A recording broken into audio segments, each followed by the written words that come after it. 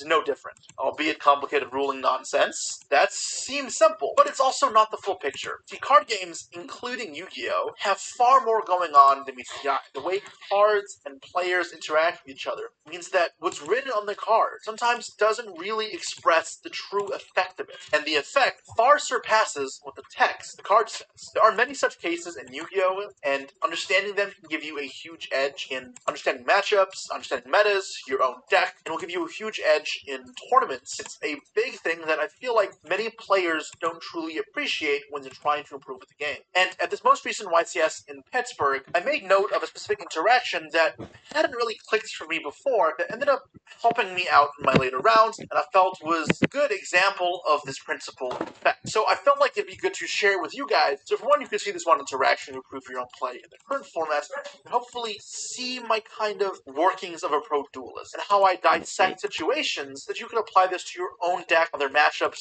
formats, for the future, the past, wherever, and improve your gameplay across all of it. So with this in mind, after you've heard out my interaction here, if there's anything similar that you've discovered through playing the game in certain matchups or decks that follow this sort of principle, because there are many, and I sure as hell don't know all of them, so it'd be cool to see what you guys have discovered playing your own deck. As well as if you enjoy this type of content where I try to elevate the player base and give you guys some more insight into the workings of a pro duelist, please consider liking and subscribing. It does go that's close enough. a long way. And I do have other content like this on the channel and on the TCG Player channel, where I did a bit of a mini-series with some fundamentals and more advanced stuff to get into competitive Yu-Gi-Oh!, which I'll link in the comment section below. But with that said, I want to talk about YCS.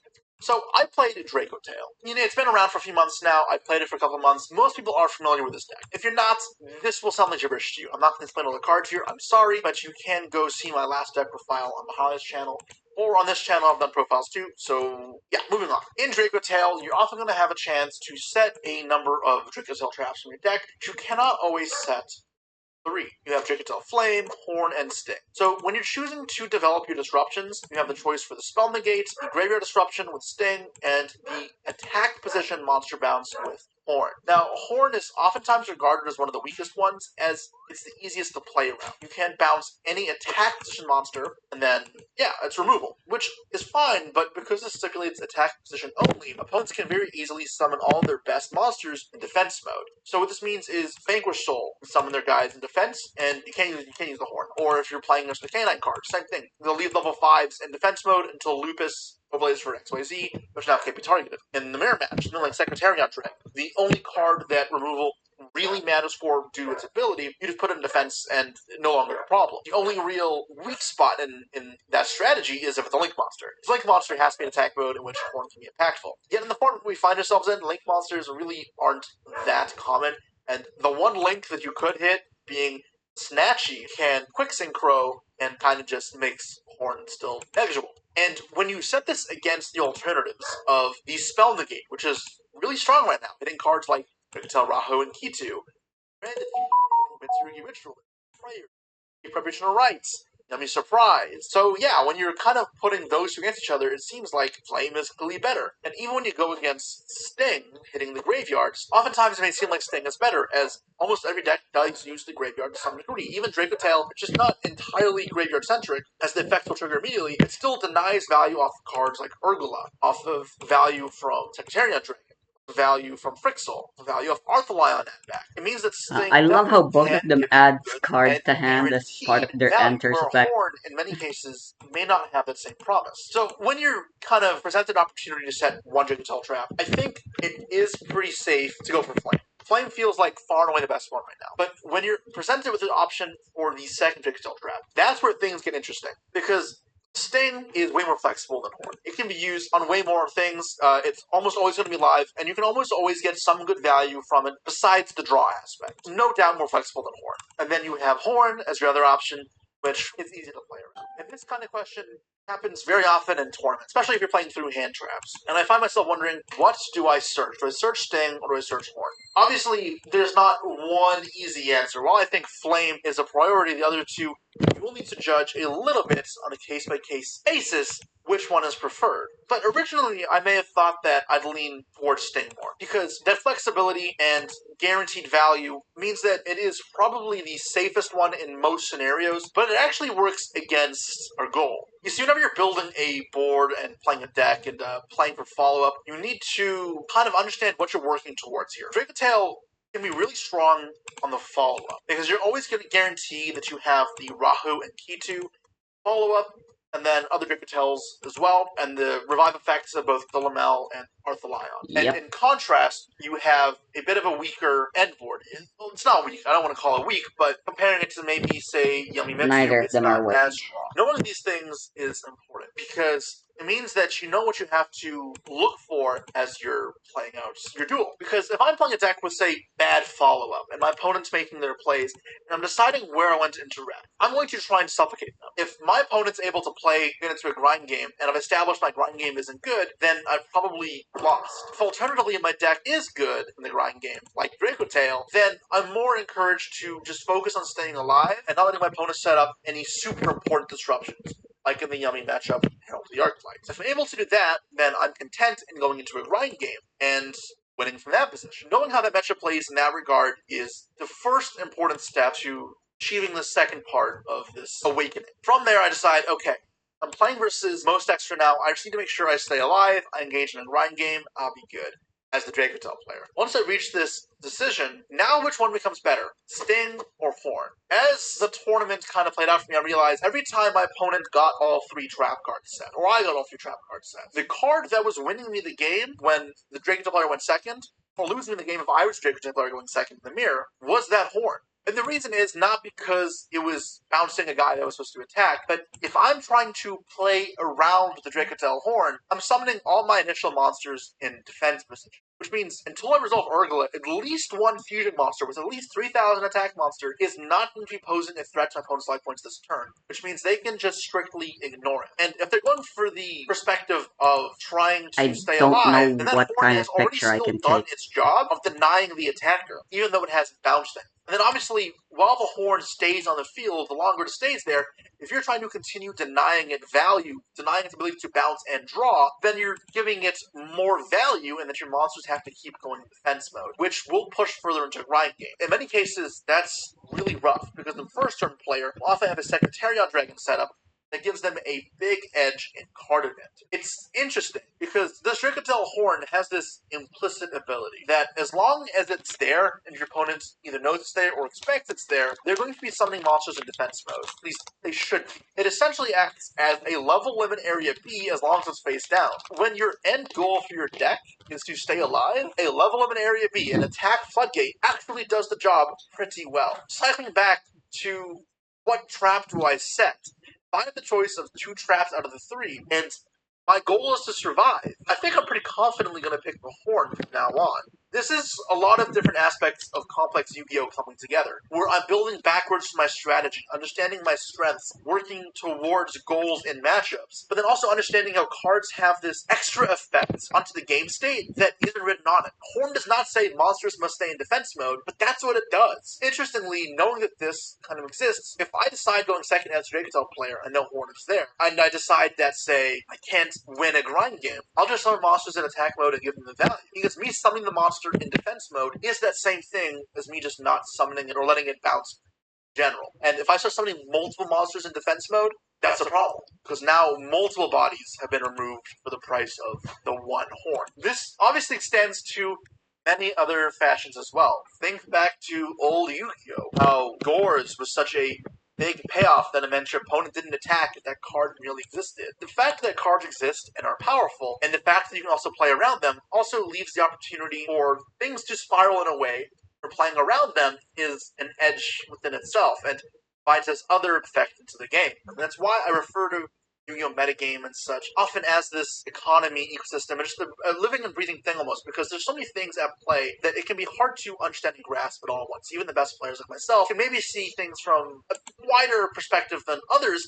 The full picture is still way more than any one person can truly understand. I'm curious what other interaction I can't fucking do that. Now, one other thing I want to discuss that also happened in West Pittsburgh, it's a little different. It's not the same as effect being different. It's more so touching on information because that's one of the other biggest elements how you control the flow of information. It's important when you're making plays you have a reason behind and everything you do does have a direct component, right? The straight tail horn does far more than just the monster. It also puts pressure. That's what I noticed was I've been doing something to build a habit. When I've been summoning Arthalion, most cases, Great Patel, I've been summoning the actual officer. Why do I do that? I don't play Radix, so it's not really a risk of denying that option. But what it does do is it means that if my opponent has Ikemas Reyna on the field, they can link summon for Gorgon and negate it depending on where's the line. But if I summon it in the actual monster zone, they can't do that. Summoning Arthalion into the monster zone against Gorgon or if you're not IP is like one of the worst things you can do. Huge one. And by making the lion in the MC, forcing myself to learn that habit, I'm avoiding that. Now, obviously, my opponent does not have an Ikemas Reyna on the field, he plays pointless. But my perspective at first, I was like, I'll train myself on this habit. That way I don't make a blunder during the tournament. There's not really a downside. I cross shape anyways instead of seals, and you can see the combos I do in my deck with mom. Keep in mind what I said earlier. I said I don't play Radix Seal. My opponent doesn't know that. So by me summoning Arthalion into the X monster zone, on my turn 1, when they had no way of it ever being impactful, I'm now conveying information to my opponent. I may not play Radix. I have zero intent to wait, which gives away information. For one, if you're playing a Yummy deck or Mitsurugi deck, you might be scared of a Clockwork.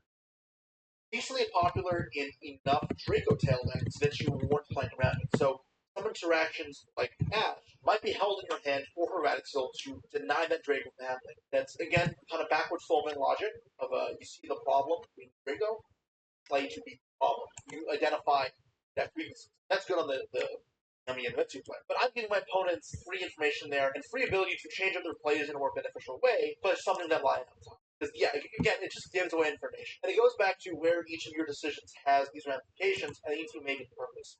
So while it is good that I've been training myself in this habit of summoning line on top, I need to know and need to be sure I'm doing it only in the particular spot matters because me training myself has actually had this weird adverse effect of giving away information to opponents that very well might impact the game, even if only a little bit. It can. It's incredible how this level of mind game and playing around thing does exist in Yu-Gi-Oh! People say it's just a solitary game, it is not. But micro interactions and systems of the game are still entirely there. It's what makes the distinction between the best players and the players who just learned their deck combos. And as I continue to try and improve myself, and sometimes I have to relearn some of these concepts, it's important that I pay attention to this stuff and always just try and get better. It's important to look out for this stuff because even though I wasn't disappointed with my performance or my play in Pittsburgh, barring one blunder, which I talked about in the past, it's still interesting that I'm noticing new things. And these are concepts that I know and have learned in the past, but sometimes God, they I get forgot lost about my PTN tag. memory kind of forgotten about, fade away a little bit. So we noticing them is important and open my eyes up to see that maybe I'm making mistakes that I haven't seen. After all, right, it's very possible that you're making mistakes and you just don't see it. If you knew you're making a mistake, oftentimes you wouldn't make a mistake. And a big part of getting better is trying to have this openness to these new concepts and to see what you have to. That's a big thing that, again, I do as I approach every new tournament. I'll do it even during the tournament too, right? Because both of these things were things I immediately changed in my play after I noticed them during the white sets. I think I noticed the breakdown horn thing around round 7 or 8 of the white sets, and it was when my opponent actually pointed out to me the mistake with Arthur Lion, as they said, oh, so you don't play seals. And I'm like, yeah, you're right. I did kind of give that away. I encourage you guys to really take these concepts to the next step. Let me know how you apply these in your own games, if you notice something else yourself, and of course, you respect the I guess the fan's broken. Fights, and maybe I'll share some more stories with you guys, more interactions with myself. With that said, make sure to like, subscribe, and I'll see you guys all next time. There's just test bot online right now. And then these four. And then me and my alt account. I don't think it's very likely I'll find someone to play when the only other people who are willing to play right now are actually already on games of their own. Yeah, I'll test the new alpha against myself. I'll do a best of 3.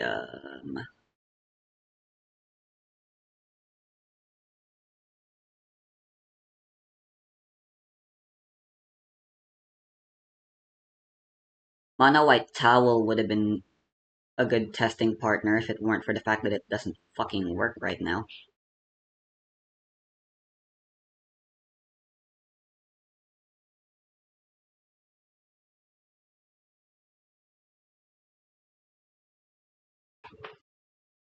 This fan broken?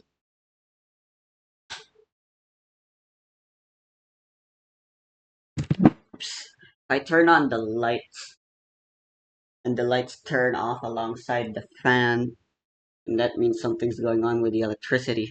But the internet's doing fine.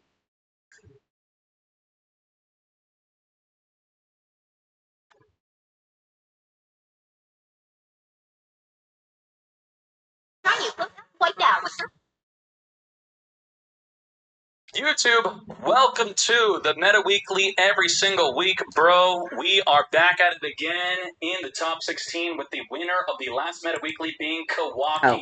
And he got first place by floodgating like a mad lad. Blame the game, not the player. He has Plan A. We'll be searching for a Protoss to turn off Dark Monsters from being special summoned.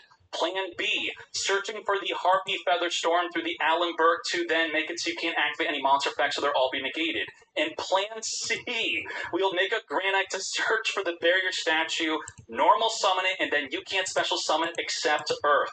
Well, will this strategy work again in the top 16? Our hand's with actually the pretty entire dead. event? Ain't no way. Hopefully not.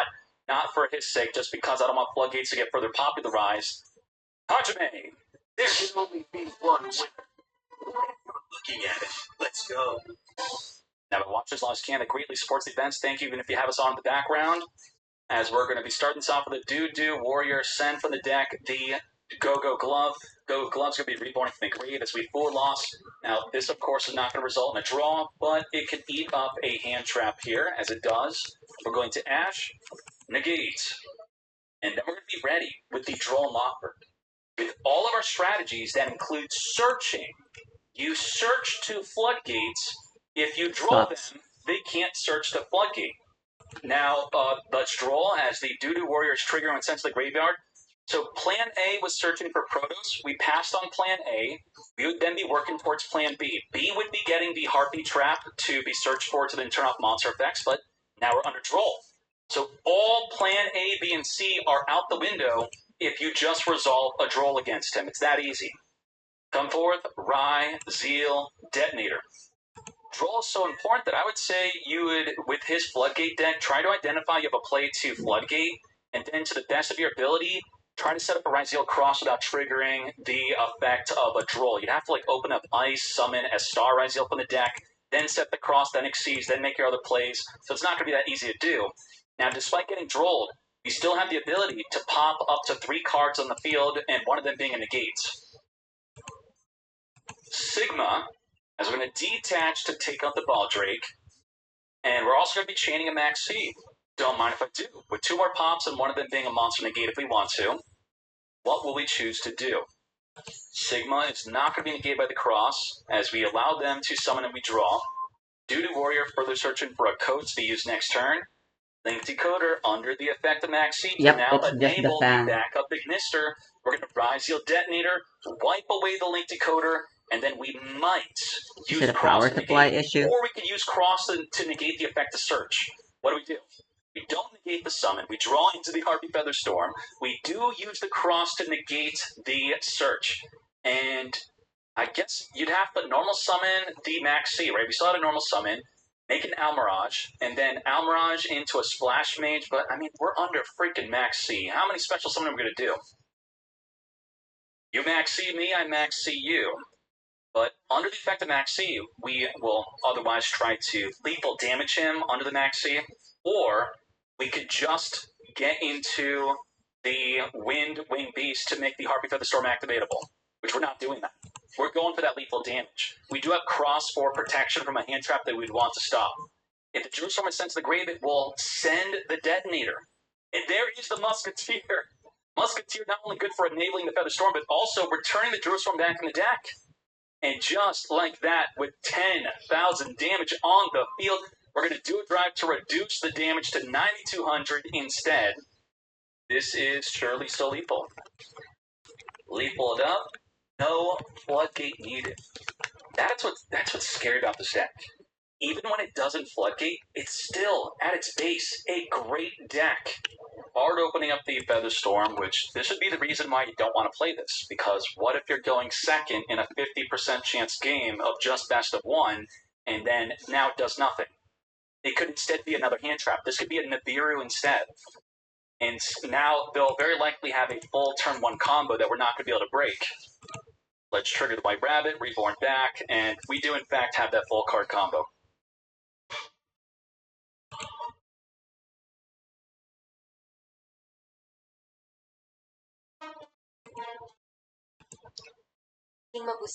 Choose the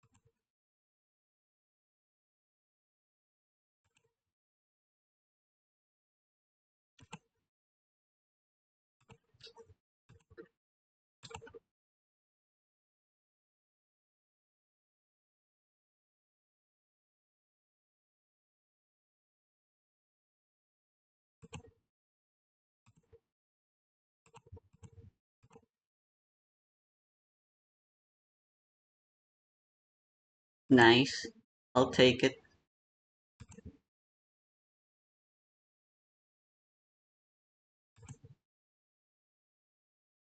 Yeah, you never arrive at an opportune moment.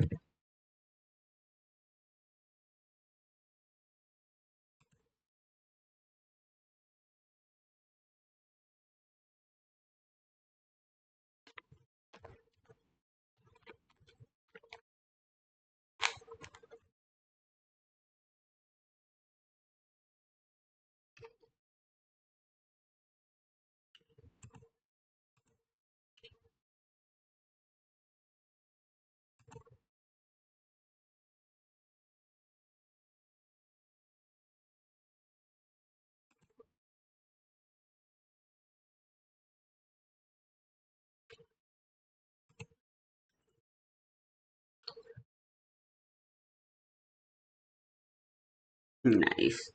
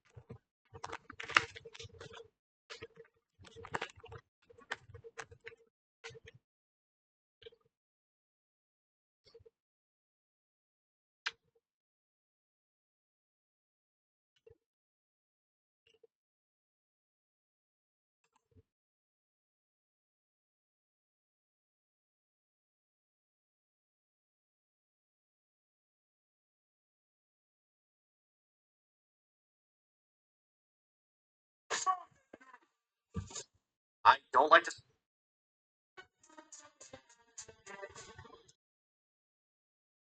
If the Ash, we have the ability to non-target banish. We can negate a spell and trap card. With the Druid Storm, we could also negate with an Aggregator. About 4 forms of Disrupt. Okay. Summon the X to trigger the Aggregator, Chainlink Block on the Ash to negate the Terahertz. Well, Terahertz is going to be sending from the deck or extra deck to the graveyard. The Aggregator Disruption is no longer going to be good, but the Pack Bit will push the X-Ryzeal into the back row. Let's freaking go. Discard a card and push it. Now we have an Ice Ryzeal being summoned for the deck. Nothing as the Ash negates. If we were to have a spell or trap card worth activating, the Druid Swarm will just negate. Now, you're going to have to want to know a ruling with the Druid Swarm. Do you negate the activation of the field spell from the hand? Do you have to wait for it to activate on the field? We'll get to that in a bit. We're going to MTP, search our deck in response to the Tornado Dragon, trying to pop the back row card to non-target banish a card in the field, taking out the Tornado Dragon. Now we can follow up with the Doo-Doo Warrior. Endless onslaught of level 4 monsters on the field. Go-Go Glove, reborn itself from the grave. Activate the special summon, the Gaga Coat. Gaga Coat can reborn a monster from the graveyard. Remember, under the effect of Max C or Fool Loss, we just force out the Protoss and we still win. We are going to Baldrake, banish away, as the Banshee searches for our much-needed Nemesis flag. Well, we do have Droll. We have to Droll. Even though we have them under Max C, that's not good enough. He's willing to special summon 20 more times just to get the Protoss out, so we have to stop him from searching the Protoss. Well done. That was the play. The only real way to stop this deck is Droll. Not Max C, not Fool Loss. As we now go into the Exciton Knight. Exciton Knight with the ability to wipe the field. It will also get banished by the Baldrake. Banish it away. And the Harpy Feather Storm is just not going to be activatable during the next turn. We can't get a Wind Wing Beast onto the field. Both of our Floodgate Enablers are bricks in our hand. They're doing nothing. I can't believe he even got this far. I can't believe that we needed a Droll or we would have lost. That's insane. Chessie Cat, banish, draw 2. So anyway, that ruling, what's the disable room? I'm just going to read it on the website here so we can figure that out. When do we disable worm? Save worm. You negate the activation. So if it's an activation negate, you can simply negate the activation of the cross being played from the hand. It'll be sent to the graveyard. You don't have to wait for its activation to return cards back. And then it's not going to get the additional benefit of negating a monster effect, which is not even negatable with the disable worm.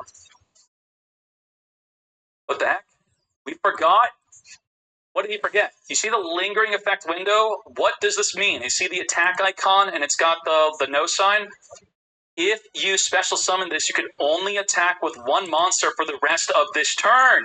TCG players are not doing that. Reborn back with the allied code talker Ignister. I mean, we still win. There's no way to play through. Omni negates, send from the field in hand to the graveyard, and additionally negate, non-target banishment, imperm negate, gain soul, draw a card, don't mind if I do. Alright, let's go into game 3. Hammy, can you draw Droll for game 3? If not, I think you're going to lose. That's it. Nothing else. Fool Loss is not enough, but Fool Loss could help draw into a Droll. Maxi, not enough, but it could help draw into a Droll. Droll or Scoop? Ice right? No, I'm not waiting. It's like, I know you're going to set up the cross anyway. The best I could do is hope that you end your turn after I negate your Ice Ryzeal.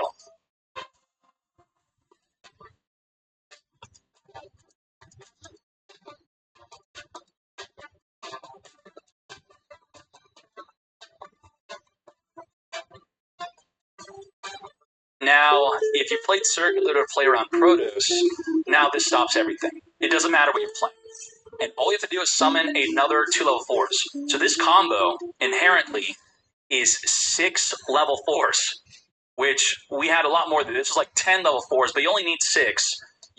4 to search the Featherstorm, and then 2 to make the Castel. Castel enables the Featherstorm to negate any monster effect your opponent activates the entire turn. It doesn't matter where it is. It doesn't only just negate the field. It negates everywhere. Completely negated. How do you out this? Ooh, we're well, using the new you cards. would want to, I guess, top deck into a super poly, then make it usable right away, but they don't have a super polyable field. I'm not sure if there's any setup you could have where you could super poly the Castel plus a Cyberse. I think there is, right? Action deck monster and a Cyberse, you tell me if there is something. Otherwise, you would need a Kaiju. But if they activate the Featherstorm in the draw phase, then the Kaiju's not going to be enough. Imperm. Castel's now negated? What? Very It clever. can't do anything anyway. Hammy's just trolling. He knows it's over. He's just having a fun time. Negate. TB11 Chad, ain't no way. White Rabbit's going to activate and banish. Negate. Didn't even activate the Red Ransom. Circular's going to send for the deck. Negate.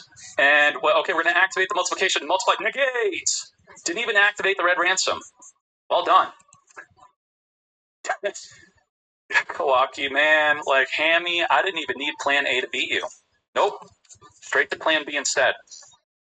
Lethal damage. Would you like to place your bets right now? Will Kawaki win the entire event? Again.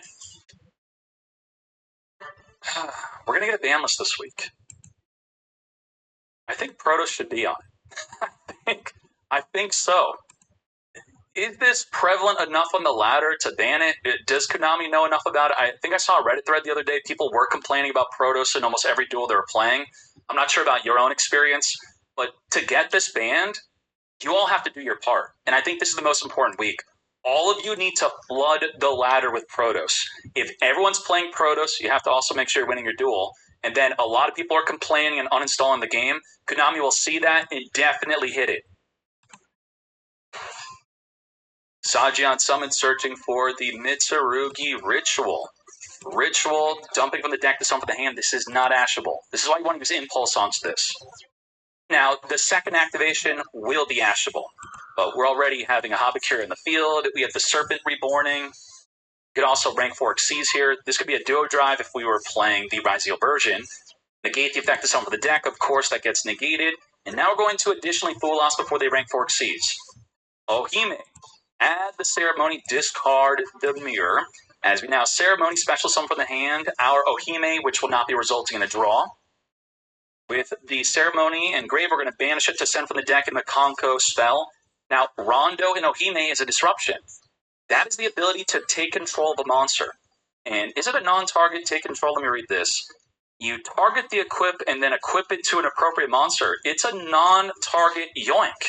You target it, but then you don't target the monster you steal. And then after stealing the monster, we could use it with Masquerena to make a Little Knight, which could then banish, and then could banish again. So you have triple disruption. Is that going to be enough? Triple disrupt? Draw Nibiru? Did we even saw it 5 times? What the hell? As we're going to tract, grab the Luri. This, I think, is a pretty good opportunity to take. Take control it before it goes into the Requiem. Yes, that's exactly what we're going to do. Not today, your Luri is mine. Diablo Star discarding the dead Nibiru. This is where Morsaki is thinking, you what, man, you had that? As we set up the banned and TCG Original Sinful, we're not going to be waiting. We're going to go into the Little Knight to banish away the Original Sinful before it activates. And now the engrave effect of being able to search for a Snake Eye to the normal summon, that's also been stopped. Now, they still have more plays, unfortunately. We only have the secondary banishment of the Little Knights. In response to any activation, we could banish a monster they control. Is that going to be good enough? They're going to be going into the Moon of Closed Heaven. Oh, never mind. They're going right into the Underworld Goddess. They could still... Goddess is a light fiend.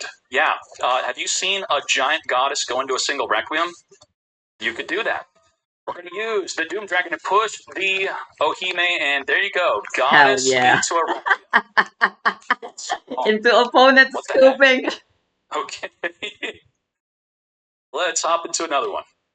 It's a Duel Links monster, isn't it? Makonko Fire Dance is going to have the ability to summon from the hand. We're going to be chaining the effect of Maxi. They should have activated that turn earlier. Here.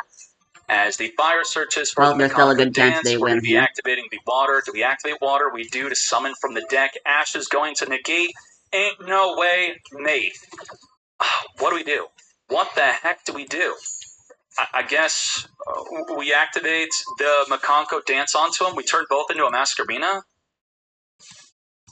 What? We're special summoning a lot. is this worth it? I guess like we kind of have to do it, right? Now, the equipped monster cannot be destroyed by card effects, and if equipped onto this, it cannot be destroyed by battle. So completely indestructible. But then we have Masquerino plus an Nibiru, so triple disruption. Can we play through 3? Surely. Is Snake Eye back or what? Isn't Orcus just objectively a better Snake Eye deck? If that's on someone searching for a Poplar, Poplar triggers Yikes. someone itself onto the field here. Poplar further searching for our original Sinful. And now we're going to fire off the Masquerina Little Knight play. Little Knight on summon, banish away the Poplar, as we now follow up with the Fiendsmith Tract. We're still ready with that Nibiru. We discard the Lurie, Lurie Reborn, Lurie into the Requiem, Requiem summon into the Crimson Tear, Crimson Tear send for the deck here. We're going to Requiem equip onto the Crimson Tear, banish away the Crimson Tear, and now we just have Nibiru. What is the Nibiru check? In fact, Snake Eye lost to Apollo USA. Thus, they're going to have to get Nibiru right before the Wave King Caesar. But they're not even playing Wave King Caesar. We could really wait. And just like that, Nate, at the end of the main phase, tribute off the entire field. Ending their turn. The Flameburge is a dead card. The original Sinful has to send to the graveyard. So you can't send a token to the graveyard by cost, thus this is not activatable. The Pirelli is dead. We couldn't normal summon then activate the original Sinful. We have Droll, we have Ash, that is it. And off the top of the deck, we have something that's going to get ashed. Activate, wait for the Saji to then ash it.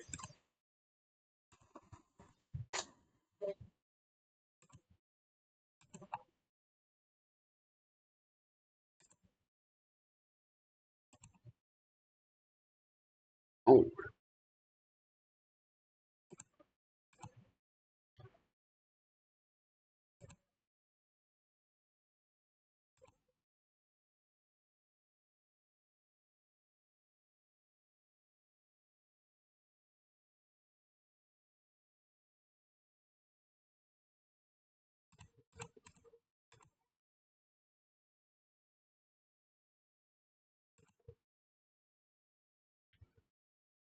if they activated Kyururun's ability a turn earlier, I would not have been able to thin out both of our decks to the point. Such a great game. Like, I might have won in this previous fight earlier as well if I made different choices. I gotta eat lunch now though. Still wondering if this is a good choice or not.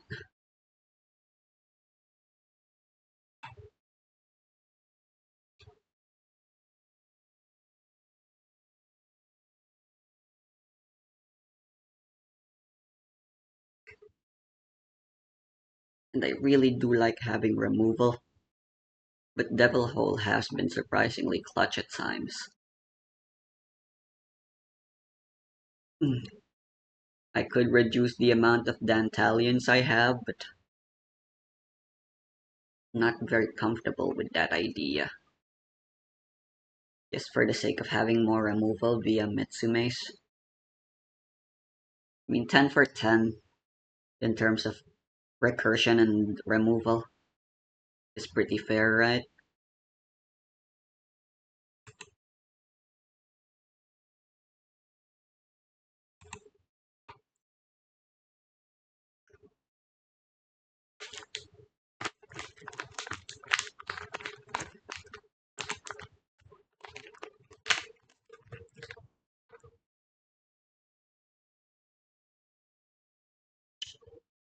Oh, it's Tamago with Liberation Division.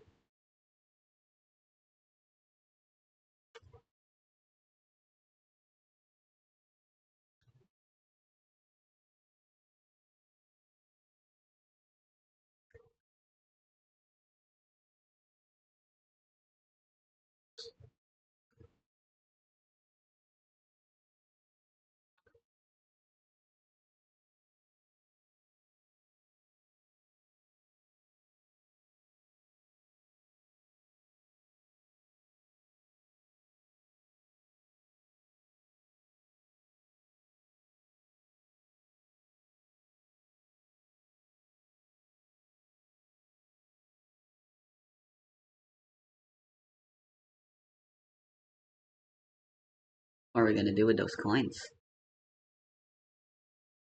You don't use real flame dance without having an intention to use the coins in some capacity. Otherwise, you'd run the other level one, which is just objectively better.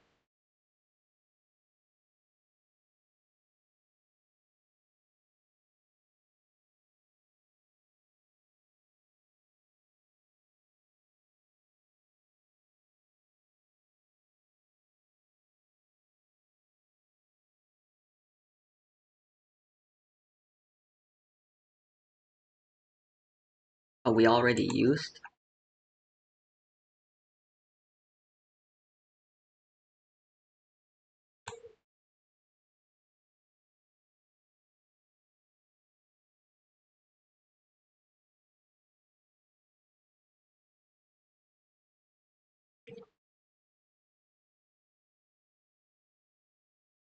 Yeah.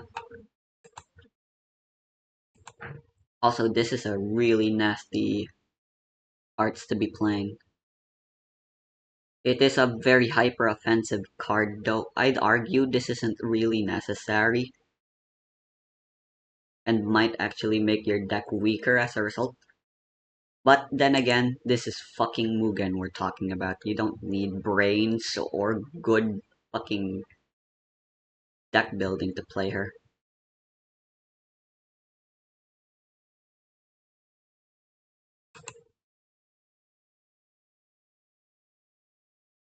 Yeah, you're still playing Drawn Hands and Vacation Charging. That means the remaining two arts you have left are both defensive, and by the looks of things, you're gonna have to use them all now.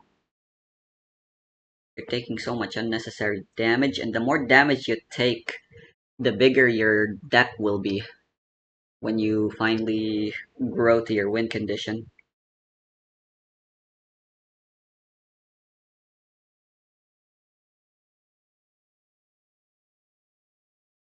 Oh yeah, he's hot.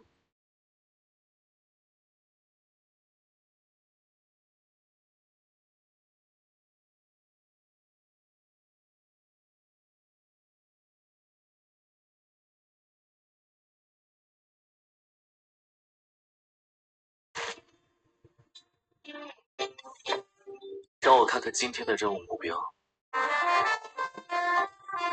他正盯着我，看来状态不错。终于亲眼见到喜剧的主人，不喜欢这个称呼。那你想要我如何称呼你？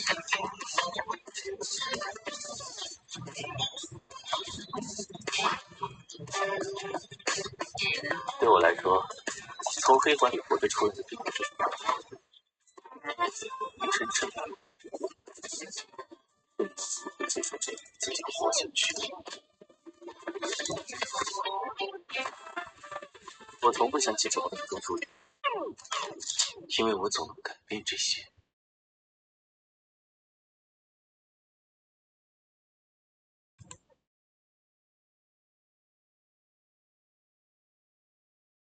Why Shining Clock? The other arts is just so much better because it's defense that converts neatly into offense. And those are always really good.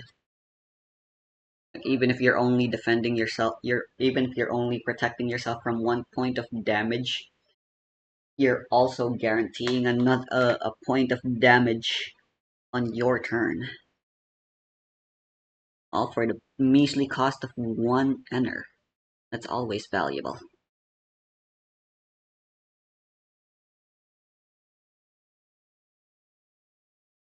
Why did we...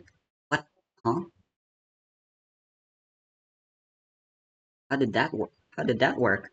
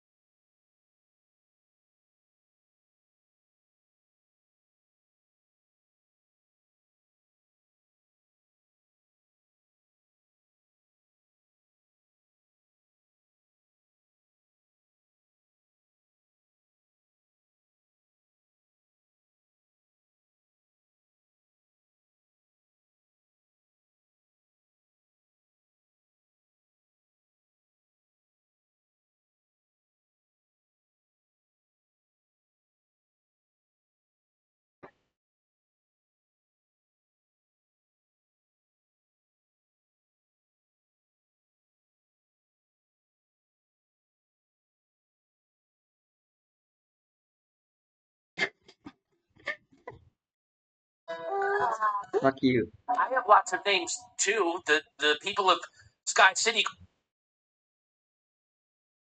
What happened? Why do we have... Why is this a known card in hand? I wish known cards in hand wasn't an exclusive feature for spectators. Yeah, you could argue it's a skill you should have, but like, come on, we're playing on a simulator. I feel like everything that like we don't have to keep track of the phases are tracked for us, the deck size is tracked for us. Like in real life, if you're playing a deck out deck, you're going to have to ask your opponent, or you're gonna have to manually scoop up your deck and count your cards, and then you're gonna have to tell your opponent, "Don't worry, I am not cheating. I'm just counting the cards in my deck." Like, come on, being able to having this number is so freaking nice. Like, you have no idea. Not just in WeCross, but I really appreciate this being visible in Master Duel and in YG Omega and fucking Genshin Impact Genius Invocation. Hearthstone does it as well.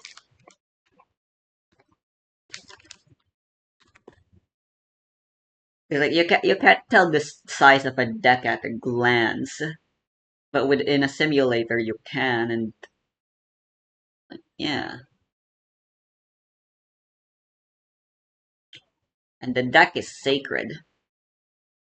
Trying to touch and check it is usually reserved for when you're legally allowed to do so.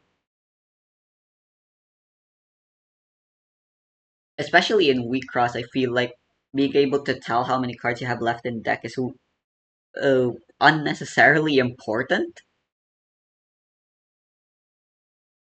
A lot of weak cross's skill does come from bookkeeping.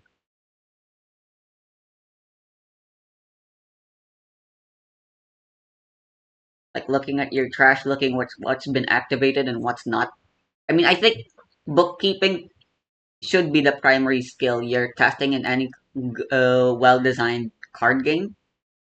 Uh,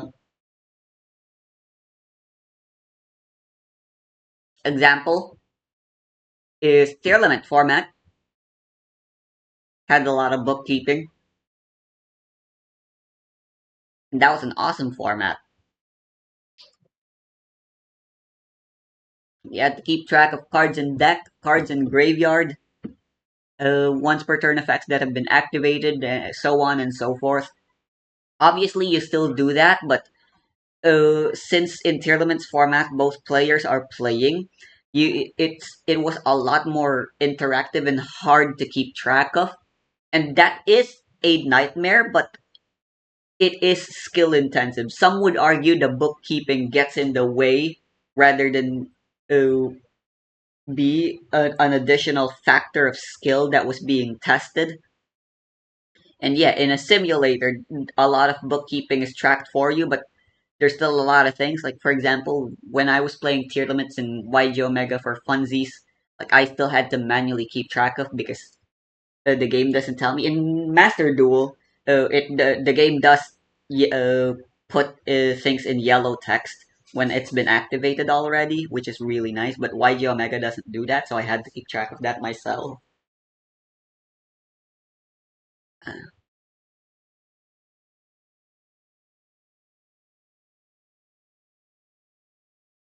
and I think that's very fun.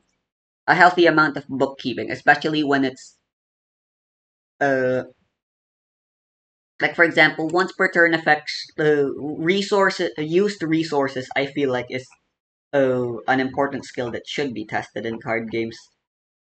The mana you've tapped, the energy you've spent, the life bursts, the card you have left, determine letting you have a rough idea what kind of life bursts you might have still. Like, those are all very interesting, and I would be winning a lot more games if I pay better attention to those kinds of things.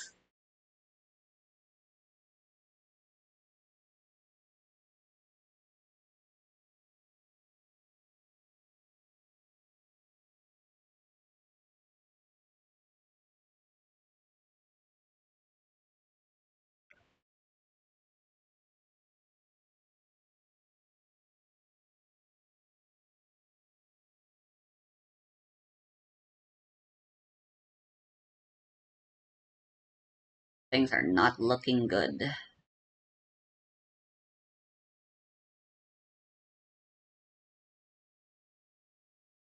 We've got one turn left before the game is objectively just gonna be over.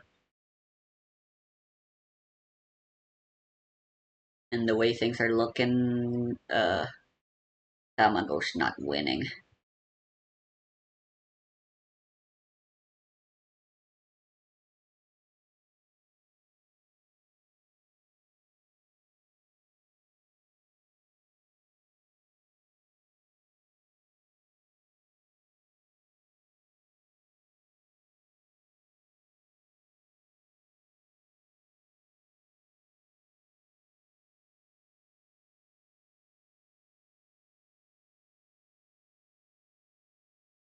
Why are you 13k? I don't like that you're a good. I don't like how good you are, but at the same time, you're also really, really mid. You're the worst best liberation division, Digby.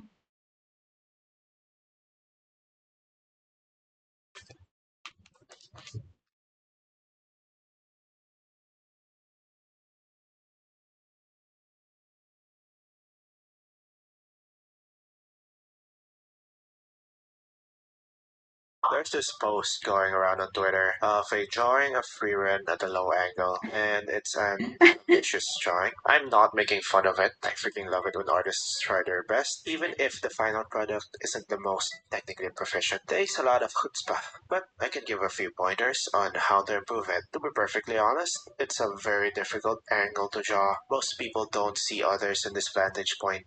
First, get a reference. There's this page in ArtStation where you can get a figure of a head that you can turn however you want. So you can look at a head at a low angle, like this. If you look at it, you'll see that the first mistake they made is that they didn't connect the jaw to the ear. Remember that the head looks like this to the side. There's an oval showing the top of the head, and about halfway right here is where the jaw connects, and also where the ear starts. Draw the oval right here, then cut a little bit on the sides, like slicing a little bit from the sides of a watermelon. If you touch your own head, you'll see that it's pretty flat right there. Then imagine a sheet of paper going down the front right here. It's not quite flat, it kind of wraps around the ball a little bit. And around the middle part of the paper right here is where the eyes would be. It might look a little bit weird because of the perspective. If you're having trouble estimating where the middle is, draw two lines from the corners. And where those two lines intersect, that's where the middle would be. Draw the eyes like this. Keep in mind that eyeballs are balls, and the eye opening is actually wrapped around the balls. So in this angle, it looks like they're curving down like this. Then draw the nose. Most of what you'll see will be the nostrils, and it will block one of the eyes depending on how big the nose is. Then around a third of the way from the bottom of the nose to the It's chin would hilarious be how the Enter mouth. doesn't The matter mouth would be anymore at wrapped this around point, the so skull, of so course it they're looks like gonna it's attack as curving much as down they like can. this. Even if Surprisingly they're though, smiling a little bit. In fact, if you want them Lack to of smile wide, the Mugen's angle would make the inability to mouth look remove kind of opponent straight. Sigby Then go strikes down the chin again. plane. Keep in mind that the angle of the chin won't be They can't protruding deal from any the neck damage from as Signy much. this turn. Then draw the jaw. You But might be like, used to drawing the jaw it's like this, unlikely that but the in last this thing in our angle, Lurig it would deck is actually look defensive. a bit more like this. The jaw is almost horizontal. Then define the contours of the face. The cheek going up from the chin to the cheekbone going up to the corner of the eye, then going up to the brow, and finally the forehead curving up. And that's basically it. See ya.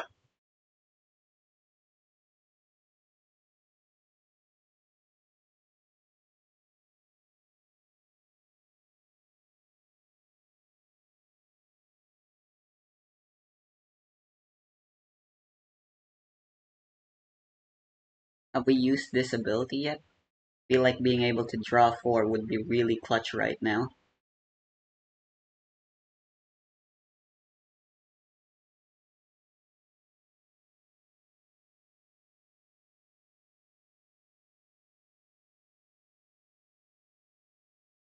Downing and freezing does nothing.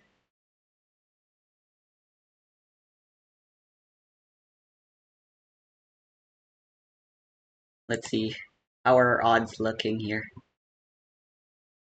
Alright, there's still a chance if we draw 4 alongside these two that we will be able to live one more turn.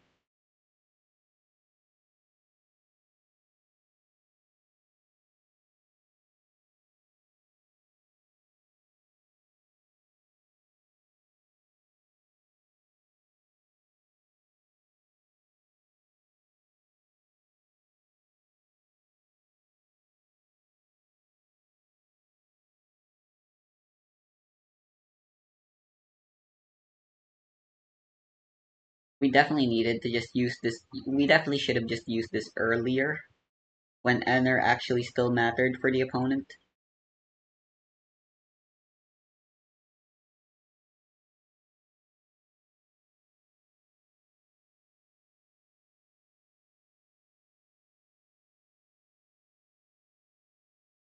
Yep,